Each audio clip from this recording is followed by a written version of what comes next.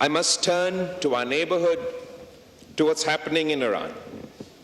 After decades of pushing the same lie that Iran is days away from developing nuclear weapons, a claim that the Israeli Prime Minister made in 1996, in 2001, in 2003, in 2007, in 2010, in 2012, in 2023, in 2024, आखिरकार 2025 में जनाब speaker इन्होंने Israel ने और इनके regime ने इस झूठ की बुनियाद पे ईरान पे हमला किया है. हमें इस हमला का मजम्मत करते हैं. Iran's sovereignty was violated in violation of international law. Military leadership was targeted not on the front lines or on a battlefield or in a war room, but while they slept in their homes in apartment buildings, resulting in the loss of not only their lives, but in the loss of lives of the innocent civilians in Iran. Not only were military leadership targeted, but scientists were targeted, Janabe Speaker.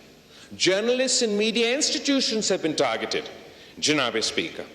And sabse bharkar, the most egregious attack is that in violation of international law on nuclear facilities. Any attack on a nuclear facility is not just a potential nuclear attack on Iran. For खुदा ना खास्ता अगर उस nuclear facility को नुकसान के नतीजे में कोई लीक होता तो वो उसका नुकसान सिर्फ ईरान तक महदूद नहीं होता. It would have consequences for all neighboring countries in the region, including Pakistan. तो हम इसको सख्ती से इस bombing को, इस हमला को कमज़ामत करते हैं. Yesterday, Janabe Speaker, yesterday, the United States conducted a more expansive attack on Iran's nuclear sites, and the Israeli government is forcing the United States public into a war that the people of the United States do not support, once again based on a lie. The same lie that was peddled before the American public before the Iraq war in 2003. Today it is claimed that Iran is the one with weapons of mass destruction. We strongly and vociferously condemn the US strikes, and I call on the government to mobilize their foreign minister, who should try and create a group of like-minded foreign ministers who not only oppose this conflict, but who are at risk, severe risk to themselves, their people, if heaven forbid any of these strikes on nuclear facilities were to result in a nuclear leak. We must emphasize that an attack on nuclear facilities cannot be tolerated under circumstances. Janabi Speaker, there's a poem written in World War II or after World War II, which I'd like to first repeat to you and then rephrase in light of what we are currently experiencing. First, they came for the socialists, and I did not speak out because I was not a socialist. Then they came for the trade unionists, and I did not speak out because I was not a trade unionist. And then they came for the Jews, and I did not speak out because I was not a Jew.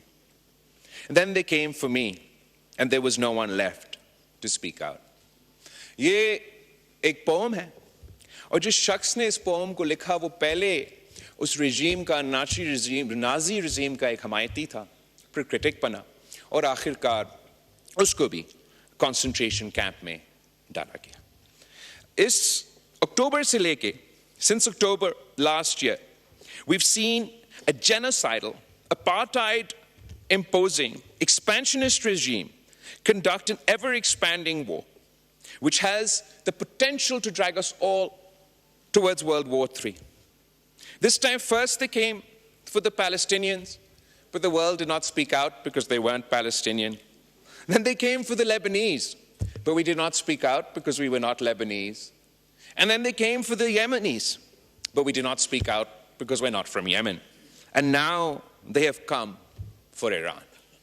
If we do not speak out, Mr. Speaker, there will be no one left when they come for us. The Israeli regime's aggression across the region must be stopped.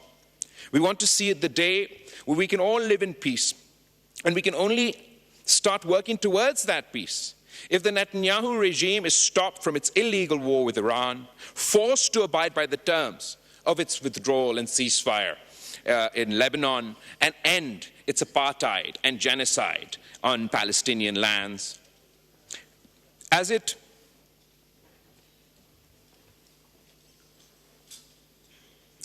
continues to bomb Iran, the world must not forget that this Israeli regime, this Netanyahu regime, is currently carrying out the forced starvation of Palestinians in the Gaza Strip.